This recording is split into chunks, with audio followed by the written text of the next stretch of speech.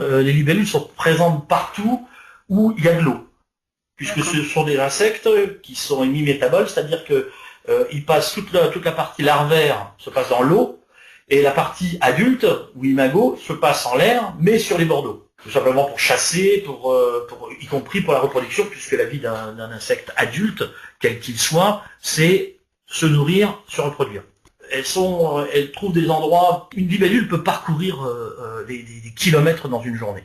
Je parle des grosses, ce qu'on appelle les libellules, parce que ce sont d'excellents voiliers, dont il faut des kilomètres. Et en fait, très souvent, ils se déplacent avec un principe qui est celui du miroir. C'est-à-dire que ce soit dans la journée ou que ce soit la nuit, parce que des libellules se déplacent la nuit et chassent la nuit, ce qui les intéresse, c'est le miroir de la Lune ou le miroir du Soleil, et c'est comme ça qu'elles repèrent les pièces d'eau. Donc plus on crée de pièces d'eau, plus elles vont s'installer. C'est-à-dire il y a des espèces pionnières.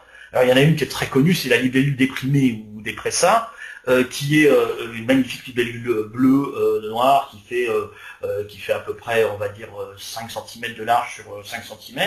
Et où elle est intéressante, c'est qu'elle est pionnière. C'est-à-dire que si vous creusez un trou, vous laissez l'eau s'y installer, vous y mettez de l'eau, mais pas de l'eau du robinet, vous laissez l'eau s'installer, vous êtes sûr que l'année suivante ou l'année d'après, au plus tard, vous aurez des pompes de cette libellule. Parce que quand elle naît dans l'endroit où elle s'est reproduite l'année précédente, elle va parcourir des kilomètres autour de la zone d'où elle est née, et chaque lieu qu'elle repérera sera le lieu d'une ponte.